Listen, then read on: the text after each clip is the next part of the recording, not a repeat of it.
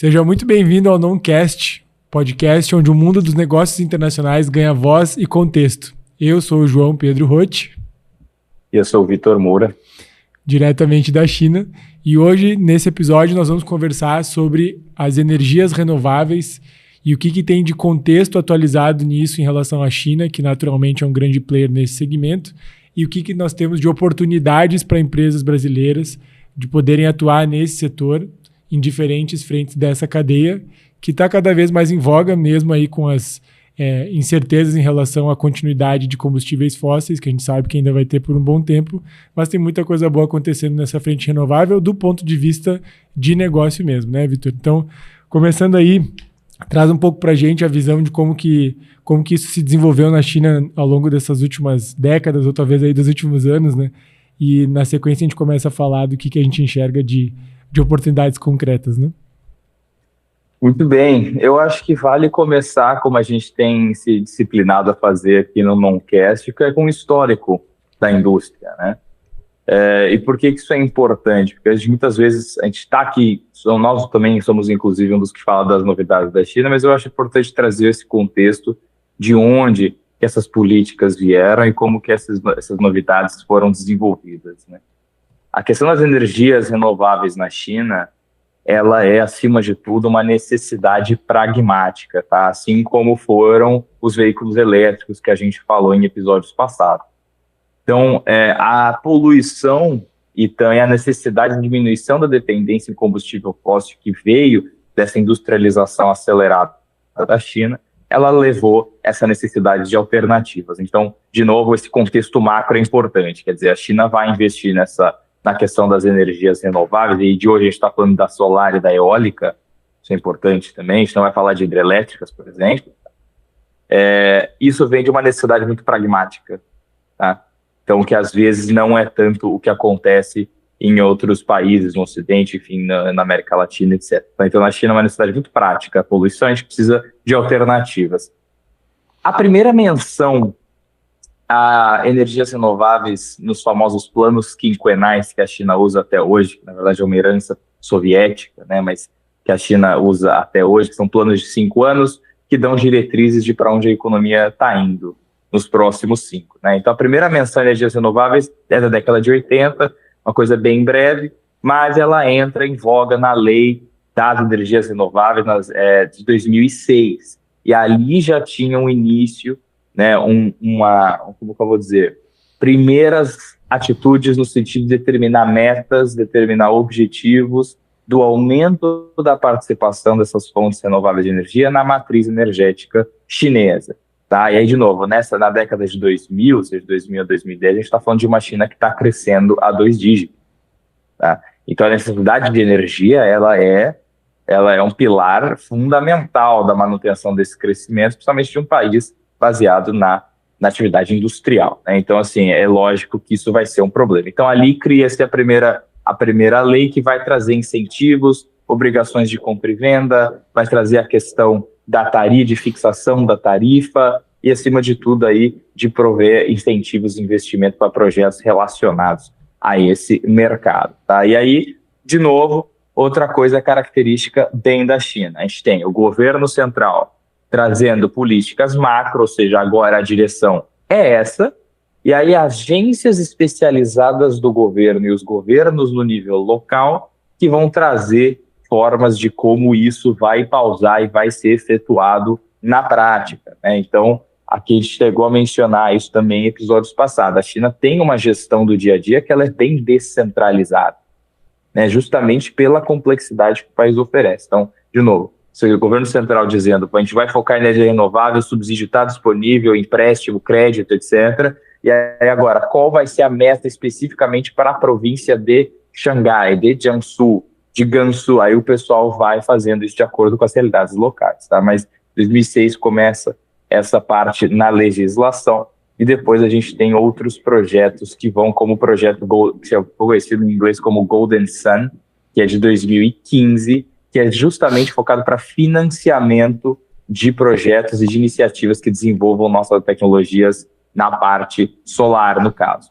Tá? Então, você tem essa lei macro que vai baixando para políticas de incentivo mais concretas e assim, vamos dizer assim, diretas, né, ao longo dos últimos 20 anos, vamos dizer. E o que a gente consegue olhar de políticas específicas, Vitor, que aceleram esse processo, enfim, ou que vão... Naturalmente, a China foi sabendo se posicionar como uma vanguarda de manufatura, na questão de competitividade de custo e tal, e talvez a energia solar tenha sido uma das primeiras onde a questão da qualidade muito rapidamente foi avançando, né? A ponto de o mundo ou o mercado logo perceber o painel solar chinês como algo da melhor qualidade, ou pelo menos de uma qualidade decente, né? E isso acabou afetando a própria indústria no Brasil depois, né? Mas o que tu enxerga que teve de políticas específicas? Depois a gente pode fazer uma conexão com a própria mudança de lei no Brasil, né? Que teve toda a discussão de taxar o sol e tal, que isso tudo está conectado com esse mercado específico da produção do painel solar, né? Mas conta um pouco do que tu acha das políticas que deram certo ali, ou que a gente pode ter como referência que permitiram a China se tornar essa hegemonia, particularmente na frente solar.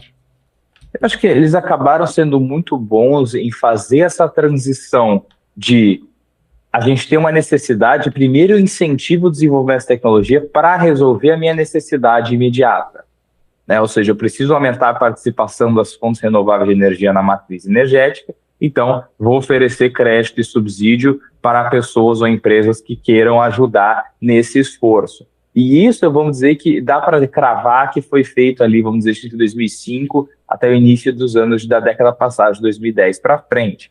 A China que a gente vê hoje é uma China que pegou essa tecnologia que eles desenvolveram para resolver algo muito prático do dia a dia e transformou numa fonte de competitividade no cenário global.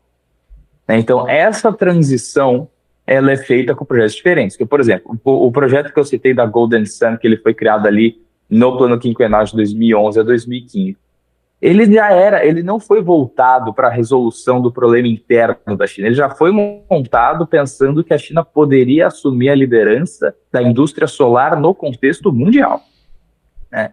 Então, e isso também tem uma mudança de mentalidade por parte do governo, né? Ou seja, de novo, como que o público privado na China eles vão funcionar? A gente tem essas políticas macro que determinam direções. Se a política é assim, a gente precisa resolver o problema doméstico com o aumento da energia renovável, as empresas vão desenvolver para isso. Quando o governo enxerga, a gente podia liderar essa indústria, está pegando tração no cenário global e a gente pode liderar. Aí o projeto também muda. Então eu acho que o pacote de incentivos oferecido foi grande responsável para a China olhar para o cenário internacional. Eu acho que isso é uma coisa... Eu mesmo já tive a oportunidade, por exemplo, de visitar a feira da indústria solar aqui. E até a gente estava conversando em off antes de entrar. Cara, eu sinto que é quase... O painel solar na China ele é praticamente comoditizado, né? Ou seja, todo mundo tem que... Uma certa qualidade, ela já é tida como garantida e o pessoal negocia preço e empurra preço e hoje se negocia muito grandes projetos, que é ali na escala onde estão os ganhos, né? Mas assim, o painel médio da China já tem uma qualidade hoje muito boa e um preço extremamente competitivo. E isso é resultado das políticas que já olhavam para a energia solar com o desejo de que a China fosse líder no cenário global, já indo além da necessidade doméstica. Então, eu acho que essa virada de mesa, que eu acho que ocorreu assim, na análise que eu fiz entre 2013 e 2014, eu acho que é responsável por criar o que a vantagem competitiva que a China tem hoje no cenário global. Esse acho que é um ponto interessante no sentido de que já lá atrás eles fizeram esse planejamento de crescimento a nível internacional e não simplesmente dominância no mercado doméstico, né? O Brasil hoje talvez faça isso só na questão de commodities e ainda assim algumas poucas commodities, como é o caso da soja, né?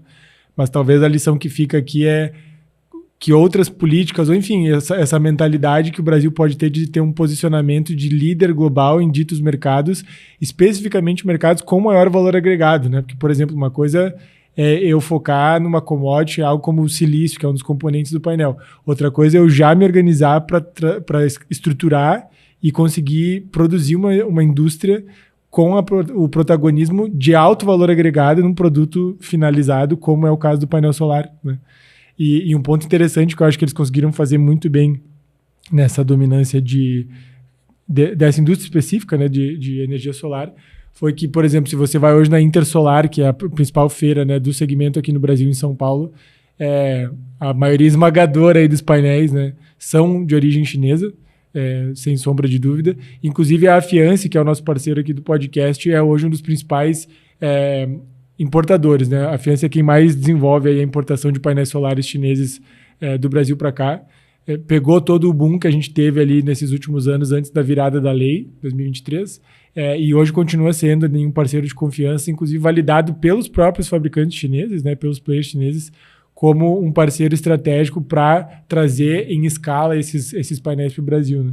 Então, e a gente, para ter uma noção de volume aí, o ano passado, né, a China fez uma instalação de 277 gigawatts de capacidade solar, então isso só no ano passado, que foi mais do que o dobro do que os Estados Unidos fizeram, né, que foi mais ou menos 121, então 277 giga contra 121, isso mostra muito dessa capacidade que a China tem, não só da dominância global, mas de, inclusive, ultrapassar o próprio Estados Unidos, que normalmente é a referência em termos de volume, de quantidade, de capacidade, né? Então é mais um indício aí. E vamos entrar um pouco nessa frente de números também, Vitor, que eu acho que é legal a gente tangibilizar, né? Para não ficar só na discussão mais geopolítica, por assim dizer, mas o que a gente consegue ver de valores, de quantidades, para aterrissar um pouco os conceitos e na sequência a gente começa a entrar na linha de oportunidades. Eu acho que o que é essencial entender é justamente como que vem essa mudança. Assim, você tem meta, você tem incentivo e você tem uma indústria que vai para cima, com um planejamento, né? Então, acho que o Brasil ele teve sempre dificuldade de implementar isso em muitas áreas, aí, muito além do que a gente está discutindo hoje, com a energia solar. Agora, em termos de número, a China atinge essa escala por conta dessa capacidade de planejamento. Você falou de números aqui, eu anotei, aqui vou até olhar para não falar besteira. A gente tem uma projeção de instalação de mais 2.400 gigawatts até 2030, o que seria o suficiente para dobrar a capacidade instalada que a China tinha em 2022, ou seja, em 8 anos, dobrar o que já estava acontecendo, sendo que em 22 a China já tinha de capacidade instalada de energias renováveis mais do que o resto do mundo somado, ou seja, em 22 a China já tinha metade, tá? Metade do que o mundo tem, e decidiram dobrar até 2030. Tá? E isso é feito aqui hoje. Você tem, claro, os grandes números, eles têm a parte da instalação, por exemplo, do painel solar nas casas, mas hoje você tem grandes, né, aquelas fazendas solares, né, numa tradução do solar farm em inglês, que é o quê? São grandes projetos de instalação, parques solares, né, assim, que eles instalam muitos painéis ao longo de uma área extensa, e aí tem uma geração muito forte, sistemática e eficiente de energia, tá? E aí o maior deles aqui na China, ele é chamado, assim, tem a Great Solar Farm, que é na Mongólia Interior, que é uma província do norte da China. É um projeto que começou ali, acho que foi em 2020, e vai até uma previsão de conclusão em 2030, e na conclusão ele vai ser capaz de gerar 100 gigawatts, tá, de energia, e ele vai ter 400 quilômetros de extensão, tá? Por 5 quilômetros, enfim, na área, mas imagina uma linha de 400 quilômetros de painéis solares. Que loucura, né? E esse é o nível. Acabei de olhar aqui, o projeto de 2010 começou em 2017, tá? Então, para dar o número certo, 400 quilômetros de extensão de painéis solares. A Mongólia Interior é uma província, para quem não sabe, uma província muito grande em território, mas uma província que em grande parte é deserta, tá? Então, ela é pouco habitada, mas lá tem um alto nível de exposição ao sol, ou seja, é essencial, é perfeito para ter esses grandes projetos solares. Então a China está sabendo usar muito o oeste do país, que é uma região mais desértica, então a gente está falando da Mongólia Interior, Gansu, Ningxia, Xinjiang, Qinghai, aquela parte, para quem se interessar em olhar no mapa, assim, que é o centro-oeste da China, aquela parte altamente desértica. Então, grande responsável por esse aumento no volume e chegar nos números que a gente está comentando aqui hoje são esses projetos de larga escala no oeste chinês. Não é necessariamente a instalação de painéis nas casas das pessoas. A China está pensando solar para além disso. Então, eu acho que isso é interessante fazer, porque eu acho que A gente tem projetos similares no Nordeste, no Brasil, se eu não me engano. Mas eu sinto que o solar ainda é muito atrelado na cabeça das pessoas a esse painel que fica na casa. Os projetos de grande escala, é importante falar sobre isso, porque o Brasil hoje, eu tive a oportunidade, né, de durante 3 anos estar como sócio de uma empresa de energia solar que fazia gestão de crédito de energia, e foi um aprendizado incrível. O Brasil também é uma potência, claro, né, a China distorce muito os volumes, mas, porque é muito grande, mas o Brasil também hoje já é uma potência em energia solar, principalmente comparado ao restante do mundo ocidental, né? Mas o que eu ia falar é que essa questão das grandes fazendas solares, fazendas de energia limpa como um todo, não só solares, né? A gente tem hoje no Brasil um grande exemplo que é a Casa dos Ventos, que é uma empresa nordestina com um faturamento bilionário, chegou a fazer inclusive uma joint venture com a francesa Total Energies em 2022, né? A gente tem muito potencial e tem explorado minimamente bem essa questão das grandes fazendas solares e grandes fazendas de energia renovável, porque a gente tem muita abundância de recurso natural, ainda tem muita gente um pouco reticente sobre o fato de que a gente já teria uma matriz limpa pela questão hidrelétrica e tal, e sim, isso é verdade, mas a gente está falando de uma série de outras fontes de energia limpa, que se a gente conseguir concatenar tudo isso, a gente se torna um país ainda mais relevante mundialmente nessa frente. Além de hoje já ser um protagonista, que a gente já comentou, né, de alimentos e celeiro do mundo, mas a parte energética, eu acho que a gente tem um potencial bem legal. E uma coisa que eu estava olhando, né, 7 de cada 10 dos maiores fabricantes de painéis no mundo são hoje chineses, então é uma dominância interessante. E uma das coisas que eu acho sempre legal a gente lembrar, né, Vitor, quando a gente fala aqui, que é um dos propósitos do Noncast, de novos mercados, novas oportunidades, coisas não óbvias para a gente olhar fora do Brasil. Quando a gente olha os países do BRICS, né, a gente está falando aí de quase metade da população mundial e mais de 1/3 do PIB. Naturalmente, a China tem uma parte grande, mas o Brasil também, né, com mais de 2 trilhões. Então, eu queria que tu comentasse um pouquinho sobre essa questão, assim, se a gente estiver falando de um novo eixo energético multipolar, né, China, Índia, Brasil, nesse centro da transição verde, como é que você enxerga isso e tal? Só para a gente sempre lembrar, né, que Europa e Estados Unidos estão na frente das conversas. Europa, particularmente, quase numa hipocrisia, né, aquilo que a gente já falou de carro elétrico sendo alimentado com energia a carvão, enquanto que China e Brasil, pelo menos, parecem estar fazendo o dever de casa, né? A China, acho que são países que vão ter abordagens um pouco diferentes. Existe... Quando a gente fala de BRICS, a gente está sempre falando, por exemplo, de pautas em comum. E com certeza a questão da mudança climática, que passa por aumentar a participação de energias renováveis, né, ela é um problema, um desafio em comum. Então, é uma pauta.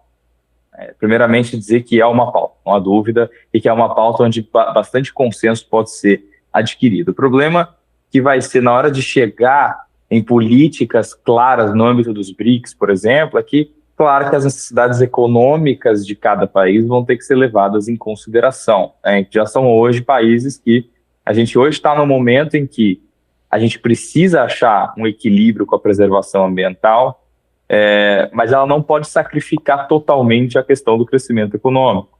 A gente já tem isso também muito claro. É uma pauta do Sul global, sempre foi, né? Ou seja, como que talvez, possivelmente, muitos países do mundo desenvolvido estavam usando essa questão do meio ambiente para desacelerar e barrar o desenvolvimento de muitos países no sul global, né? Então, a gente tem esse problema. Então, no âmbito político, ele é sempre delicado, quando a gente vem para a parte de RI, para a geopolítica da coisa.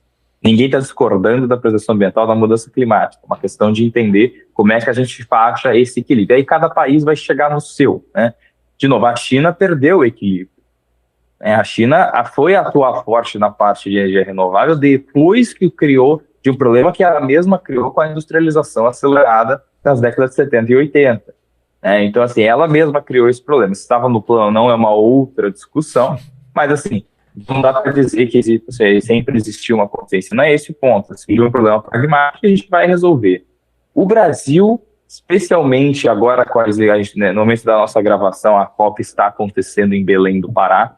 O Brasil hoje ele tenta se posicionar como um líder nessa área, e um dos grandes argumentos é justamente a nossa matriz energética, que já é verde, né? Eu, pessoalmente, sou dos que considera a energia hidrelétrica verde, apesar de que isso é uma discussão no campo, também não sou especialista, mas o Brasil hoje tenta fazer essa posição, né? Você tem países como a Índia, que estão enfrentando problemas mais parecidos com o que a China enfrentou antes, ou seja, a Índia não pode sacrificar hoje o seu desenvolvimento econômico. Agora, com uma população daquele tamanho, lembrando que a Índia passou a China em população há 3 anos atrás, num país muito menor, e que está vindo aí de desenvolvimento econômico também, de 2 décadas atrás muito baixo, apesar de estar crescendo muito agora, a Índia também não vai sacrificar o seu desenvolvimento econômico em função de uma pauta completamente ambiental. Tem que ser o pragmatismo ambiental agora, né? Ou seja, como a gente acha esse equilíbrio. Eu acho que o BRICS vai conseguir, tem o potencial de trabalhar a questão ambiental de forma mais pragmática. Eu sinto que no âmbito global, ou seja, quando a gente fala no âmbito da ONU, das outras instituições internacionais, realmente politizou muito essa questão. E o BRICS tem a capacidade, porque são todos países que a gente usava esse termo antes, países em desenvolvimento, que tem uma necessidade mais clara de acelerar o seu desenvolvimento econômico, são países que talvez tenham a capacidade de lidar com a pauta ambiental de forma mais pragmática. Eu acho isso muito positivo, né? Mesmo a China, que até hoje está comissionando ainda novas plantas de carvão, e muita gente fala disso, a gente tem a mídia, especialmente a mídia ocidental, bate nesse ponto. E é verdade. E a China ainda é muito dependente da termoelétrica, né, da energia a carvão. Isso não é mentira. Agora, essas novas termoelétricas que estão sendo criadas, elas também vêm com um outro nível de tecnologia no carvão, né? Elas não são as termoelétricas das décadas passadas que eram altamente poluentes. É evidente que o carvão ainda polui, mas já polui muito mesmo. A própria tecnologia do uso da energia a carvão, ela também avançou, né? E pouca gente fala disso, ou seja, há um avanço nisso, há uma forma mais limpa de trabalhar o carvão. O carvão não é limpo, deixar isso bem claro, mas há uma forma mais limpa de trabalhar isso, tá? Então, tem avanços em todos esses sentidos. Eu que é a mesma lógica do biodiesel. De falar isso de forma mais pragmática. Que é a mesma lógica do biodiesel no Brasil, né? A gente já vai falar um pouquinho sobre um exemplo disso, mas eu gostei disso que você falou sobre... na linha também de não ser extremista e tipo, ou é bom ou é ruim, né? Mas esse exemplo do carvão é muito bom, né? É óbvio que é uma fonte poluente, mas tem formas mais eficientes de você usar o carvão, até porque por muito tempo ainda continuaremos dependentes de fontes fósseis, né? Ou considerando de boa parte do uso da matriz energética de fontes fósseis. Então, acho que é interessante ter fontes não renováveis, no caso, de ter essa visão clara de que dá para fazer melhor, né? Enquanto não dá para não precisar dela, de que forma eu consigo otimizar mais, né? Acho que é legal ter essa visão, porque muita gente se esquece. Exatamente. E aí vai nessa linha que você comentou. Ou castiga, tipo, tem um monte de solar, mas tá fazendo planta nova de carvão. Acho que a gente entender um pouco dos meandros assim, é importante para ter essa clareza da conversa, né? Exato. E a gente entrou um pouco em BRICS, assim. O BRICS vai sempre trazer essa pauta do desenvolvimento econômico como central. Porque isso não é pauta dos BRICS, isso é pauta para qualquer país, né? O crescimento econômico vai gerar prosperidade que qualquer país vai precisar para melhorar a sua qualidade de vida, a sua população, etc. Então a gente tem que olhar para esse tipo de recurso de forma pragmática, né? O radicalismo nesse sentido ele não vai funcionar. Aqui no Noncast a gente está falando de oportunidades de negócio e o business ele é pragmático, né? Então assim, eu acho que esse ponto que eu comentei antes do carvão ele é muito importante e até me comprometo com a gente depois ser mais específico em quais tecnologias foram desenvolvidas e trazer o pessoal números para exemplificar isso. Mas é isso, houve avanços nessa tecnologia que é percebida como suja, né? Então isso é interessante de pensar. Exatamente o que você falou, a frase que você disse. Enquanto não dá para não fazer, vamos dar para fazer melhor, né? E isso vale para o uso de energias que são poluentes, né, de fontes de energia que são poluentes, para a exploração de recursos minerais, que tem que ser explorado já com toda a responsabilidade, mas que tem possibilidade para abrir, devem abrir, porque eles geram riqueza e desenvolvem economias locais, etc. Então isso é muito fundamental. E o BRICS é um espaço onde essa parte é debatida de forma mais pragmática. São países que partem dessa premissa. A COP, que a gente já está vendo, está entrando um pouco nesse assunto, ela já é um palco que reúne líderes do mundo inteiro, né, muito além do BRICS. Né, então ali a gente vai ter debates e no fundo que batem mais ou menos sempre nas mesmas barreiras. Não estou tirando mérito, mas assim, realmente a gente vê o mesmo debate acontecendo faz algum tempo, que é a questão, primeiro, do financiamento de projetos verdes, que em muitos lugares são projetos financeiramente inviáveis, eles precisam de financiamento específico para eles saírem do papel.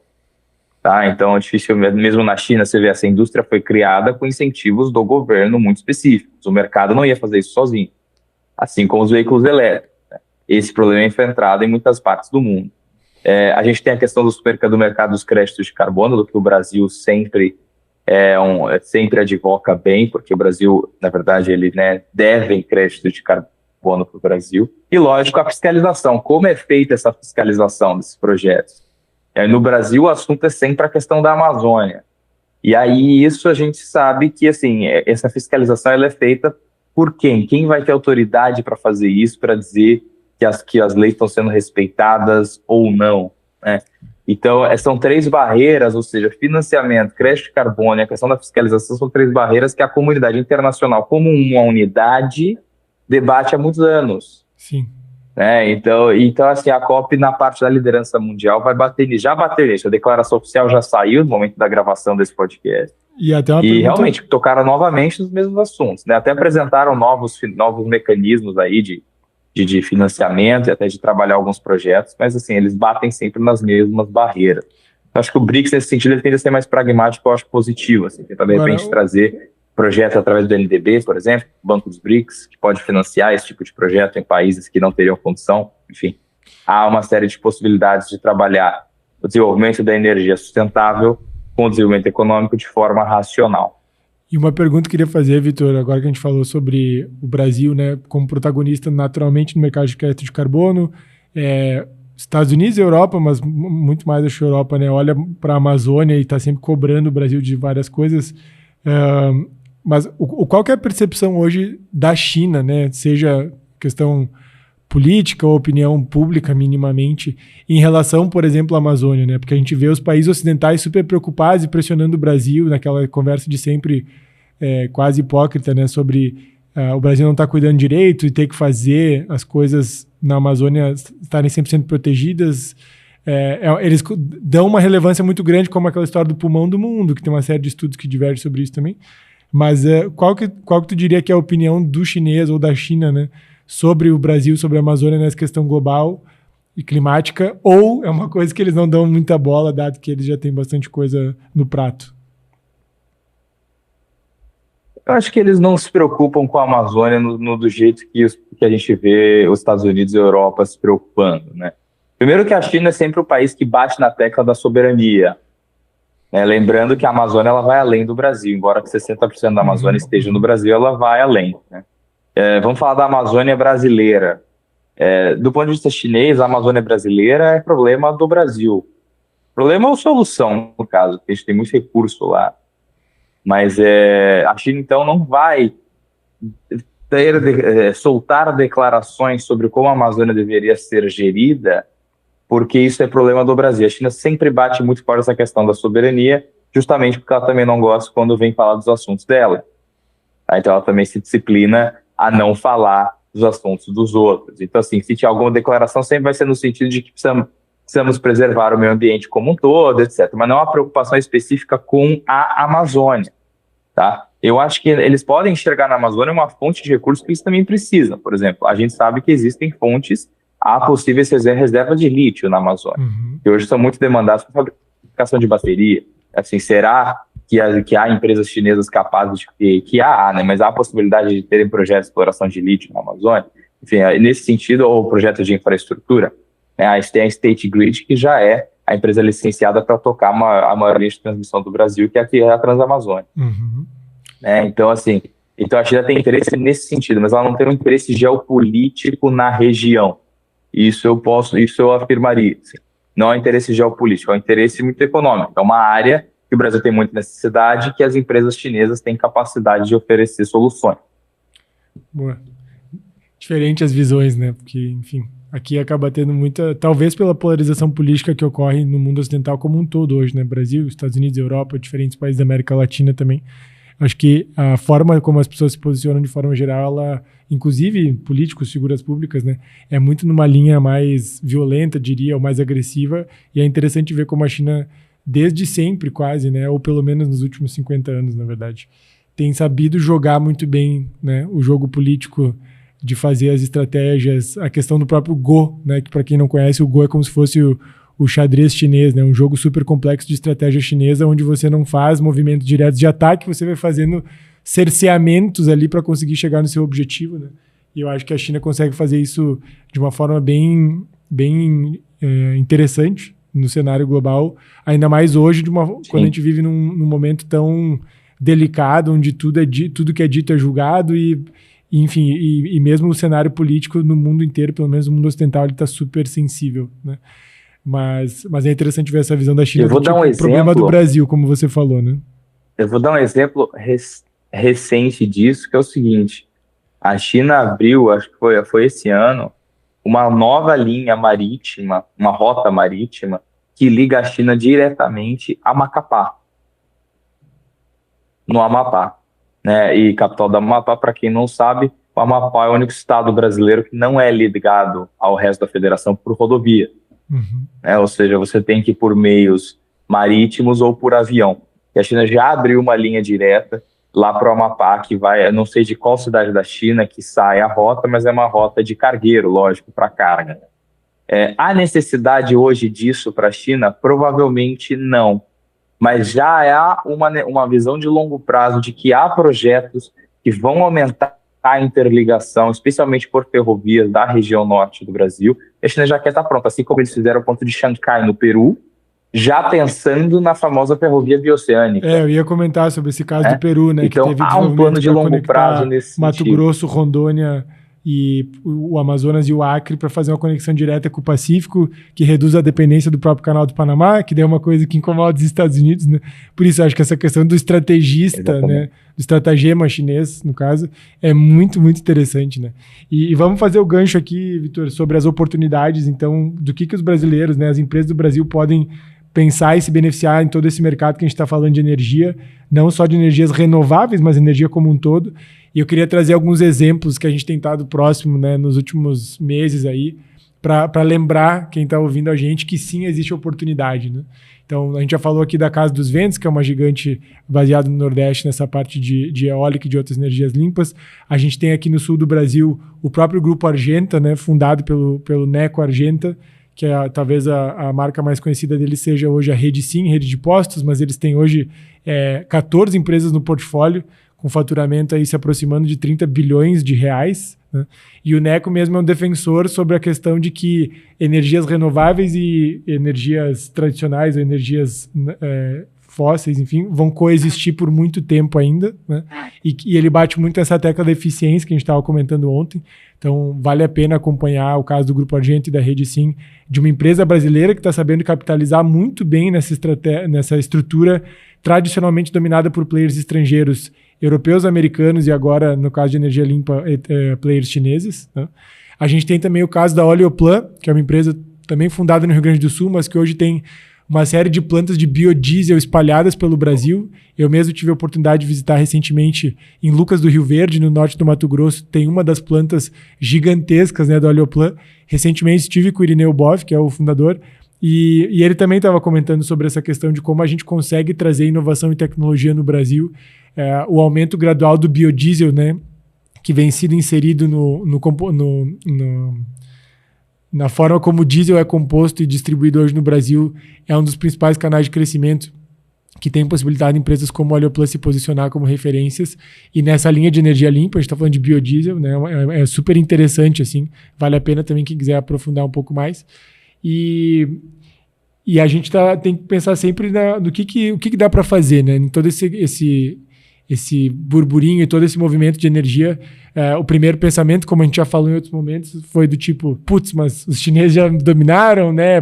Cara, não dá para competir. Não, a gente pode se aliar, a gente pode, de alguma forma, fornecer ou estar ali como um parceiro estratégico de alguma maneira, né, Vitor? Eu estava até olhando que a gente está falando que, por exemplo, dos 277 GB que a China instalou em 2024, se uma empresa do Brasil consegue capturar 0,1% da cadeia de fornecimento desse mercado, a gente já está falando de 250 milhões de dólares em contratos, né, ou mais de R$1 bilhão em contratos, né? Então, a gente pensar em que brechas de toda essa cadeia como você estava falando, às vezes é o próprio commodity no início, algum componente, alguma complementação de tudo isso que eles fazem, né? Ou mesmo nas operações locais, mais no mundo ocidental, a gente tem como capitalizar em cima disso. Então, vamos falar um pouco do que são essas oportunidades que empresas do Brasil podem ter, né? A gente tem um outro exemplo muito legal que eu tinha lembrado antes, que é o caso da Ludfor, para quem não conhece, também empresa baseada no Rio Grande do Sul, que hoje aí já está com faturamento também na casa do bilhão, que faz gestão de energia solar, né? Geração e gestão de energia solar para grandes empresas do Brasil inteiro. Então tem muita gente que hoje está sabendo capitalizar nesse mercado. A Lemon, da qual eu fui sócio, que eu comentei antes, que foca em geração distribuída. Então tem N formas, né, Vitor, da gente pensar de que maneira eu posso utilizar essa cadeia de energia internacional, por assim dizer, para montar negócios que estejam plugados a ela, que é uma demanda resiliente, que é uma demanda constante, é uma demanda que aumenta, na verdade, porque a gente tem mais gente, mais empresa, mais negócio. Energia não é algo que vai diminuir, né, nos próximos anos. Então, queria te escutar um pouquinho do que tu acha que é possível aí para empresas do Brasil, até pelas interações que você já teve aí na China nos eventos, né, olhando para energia, enfim. Eu acho que, assim, do ponto de vista de país, lembrando, a China fez o que fez com meta, política industrial e escala. Esse é um tripé que o Brasil, como país, dificilmente vai conseguir executar. Inclusive, o Brasil, consciente ou inconscientemente, abriu mão da sua cadeia da produção, especialmente de painéis solares, nos últimos 10 anos, com políticas erráticas que prometeram e não entregaram, e a cadeia se desfez no momento em que o Brasil ainda já tinha a capacidade de produzir um painel mais barato que o do chinês. Tá? Mas as políticas não acompanharam, tornaram o painel importado mais barato que o produzido nacionalmente, evidentemente a cadeia não se desenvolveu. Então, acho que competir com o chinês no macro, no caso do painel solar, eu acho que não tem muito espaço. Agora, onde é que tem espaço? Eu acho que tem duas coisas para pensar aqui. Componente e serviços. Né? Por exemplo, na hora da montagem de um painel, de repente há algumas coisas que a gente consegue fazer aqui no Brasil, oferecer a parte de montagem e baratear a empresa, trazendo o chinês como parceiro, não é? E isso é uma coisa que ainda dá, e botar nesses contratos transferência de uma certa tecnologia, ou até desenvolvimento de novas técnicas. Vamos usar, lembrando, o Brasil ainda é um país, por mais que a gente use o termo em desenvolvimento, mas é um país em desenvolvimento com uma mão de obra qualificada. O Brasil tem, especialmente na parte de engenharia, muita gente boa, capaz de desenvolver. O Brasil segue sendo o melhor em adaptar soluções para o mercado brasileiro. A gente bate nisso todo episódio, mas porque o fundo da oportunidade está nessa mentalidade. Como é que eu uso o que eles estão fazendo da melhor forma aqui? Né? Então, isso passa no painel solar, eu enxergo a questão de componentes, ou seja, de transferir parte da montagem para dentro do Brasil, e do serviço, porque aí realmente, né, a parte de manutenção, etc., isso é uma coisa que as empresas brasileiras não têm muita capacidade de fazer. Mas qual que é o primeiro passo nisso? Primeiro, se atualizar sobre como que a cadeia de produção chinesa funciona hoje. E onde estão as partes, na hora assim, identificar onde, de todos os elos dessa cadeia, produção, implementação, manutenção, quando isso trouxer para o Brasil, onde que o problema vai surgir e entrar como uma solução para esse nicho. Se a gente perde a luta lá atrás do macro, mas a gente tem a capacidade de fazer o micro. O tripé que eu mencionei, de meta, política e escala, é uma coisa que talvez o Brasil, comunidade, não consiga fazer, mas empresas podem aplicar isso. Elas podem ter essa visão, pode ter uma diretriz interna, assim, vamos ocupar esse mercado, e pode criar uma escala que seja suficiente para dominar esse nicho. Eu gostei do que você falou sobre entender como funciona, né, o mercado chinês e tudo mais, porque tradicionalmente no Brasil, e isso está corretíssimo e continua até hoje, né, tem muito negócio que dá certo porque o empresário, o empreendedor, enfim, consegue ver o que está acontecendo na União Europeia, nos Estados Unidos, mudança de comportamento, novos produtos, o que quer que seja, e consegue trazer, tropicalizar, né, fazer um copycat brasileiro, como a gente fala, e criar grandes empresas, né? Tem muita empresa no Brasil que surgiu disso e está tudo bem, né? E porque são modelos de negócio adaptados à realidade brasileira, mas inspirados no que aconteceu antes nos Estados Unidos e na Europa. Mas eu gostei disso que você falou, porque como a China está ganhando cada vez mais protagonismo, e é um país que passou e está passando ainda por um processo de desenvolvimento que a gente, como Brasil, sempre busca, né, que é o eterno país do futuro e aquela coisa toda, a gente quer começar a entrar num ciclo de desenvolvimento, a exemplo do que a China entrou nos anos 80, 90, né? Desenvolvimento como um todo, quero dizer, que cada vez mais faz sentido eu, como empresário, empreendedor brasileiro, entender o mercado chinês, entender o que está acontecendo lá dentro, né? Nesse caso, a gente está falando de energia. Tipo, qual que é o comportamento, quais são os problemas, o que está surgindo, porque daqui a pouco lá é que pode estar o insight para eu montar um negócio no Brasil ou fazer um ajuste de estratégia da minha empresa que já existe aqui para conseguir ganhar o jogo no longo prazo, né? Então, acho que é legal. Eu fiquei pensando nisso que você trouxe antes, porque, né, de novo, na linha do não óbvio, né? A gente fala muito de China, mas talvez nesse sentido de entender como que o mercado lá, que já está mais avançado que o nosso, está se comportando, quais são os desafios, é dali que muitas vezes vai sair oportunidade, né, Vitor?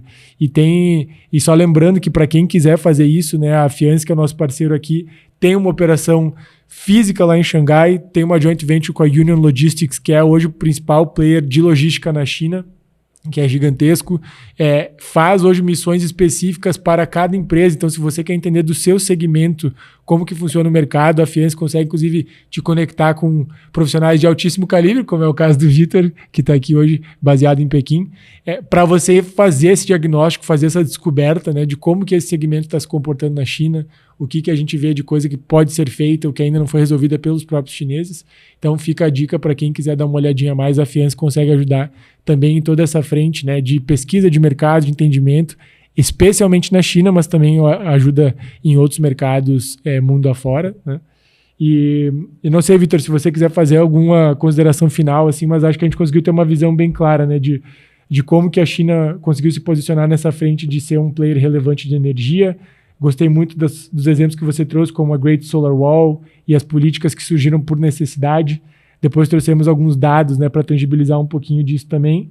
E essas oportunidades que a gente comentou agora mais para o final, mas de sempre ter essa cabeça aberta, né, de que já existem empresas que se tornaram grandes, se tornaram gigantes no Brasil, porque apostaram no segmento de energia, começando literalmente do zero, mas tem muita coisa ainda para ser feita, né? Exato. Eu acho que, para finalizar, 2 pontos. A gente falou muito da energia solar, mas um ponto final, por exemplo, sobre energia eólica, também é pauta. A China desenvolveu, esse ano, saiu uma patente de 2 estatais chinesas de uma nova tecnologia de turbinas offshore, ou seja, aquela turbina eólica que fica no mar, tá? Que é capaz de gerar energia o suficiente no ano para alimentar 6.300 famílias. Isso é uma turbina, tá? É uma patente que saiu em maio desse ano. Então, assim, na parte da eólica, só uma consideração, no solar hoje a gente tem uma tecnologia que ainda avança, mas já mais lentamente, porque é uma saturação. Hoje o gargalo é mais na parte de armazenagem e transmissão. Na eólica a tecnologia ainda aumenta, tá? Ainda está dando passos largos ali. Então você tem uma determinada diferença, que isso é uma coisa que você consegue ver se você vier visitar o mercado. E uma consideração final que eu faria, por exemplo, alguém interessado nesse player, você mencionou a feira de energia solar que acontece em São Paulo, que já tem muito painel chinês. Eu nunca visitei, mas eu acho que eu acho assim, dá para dizer com relativa segurança de que muitas empresas chinesas estão lá com o seu stand, muito provavelmente um stand sem muita decoração no canto e muitos iguais alinhados, né? Assim, uma oportunidade pode ser ir conversar com esse pessoal e entender qual que é a dificuldade que eles enfrentam hoje para entrar no mercado brasileiro e ver como o brasileiro pode ajudar. Isso é um exemplo bem prático, assim, e visitar a feira. Para os que têm mais condição e têm mais vontade, vir para a China é com certeza melhor, né? Até para ver com clareza e de perto as tecnologias. Mas para quem quer um próximo passo mais tranquilo, vamos dizer assim, e não visitar a feira em São Paulo, entender o que essas empresas estão passando, o que elas estão procurando, onde é que estão os gargalos que elas enfrentam, para ver como você entra nessa cadeia, porque com certeza espaço tem. Eu não recomendo uma abordagem assim, não, vamos fazer o painel brasileiro, eu acho que esse timing a gente perdeu, mas não quer dizer que as oportunidades não existem. Perfeito, muito bom. Ainda mais agora no solar que teve essa correção de mercado, né? Porque até a mudança da lei ali que tinha o benefício da isenção, né, tributária, teve muita gente ruim, né? Teve uma inundação no mercado de players, tanto de distribuição, importação e instalação de painel, e depois fez uma limpa. Agora se entende que sobraram os bons, sobraram os resilientes, sobraram as empresas que realmente fazem um bom produto, um bom serviço, né? Mas com certeza sempre tem oportunidade. Beleza, gente. Então esse foi mais um episódio aí do Noncast. Por favor, compartilhe, siga, continue com a gente. E em breve vamos trazer aí bastante coisa boa sobre como tem muita oportunidade de negócio internacional aí para empresas do Brasil crescerem, tanto no curto como no longo prazo. Obrigadão, Vitor. Até a próxima.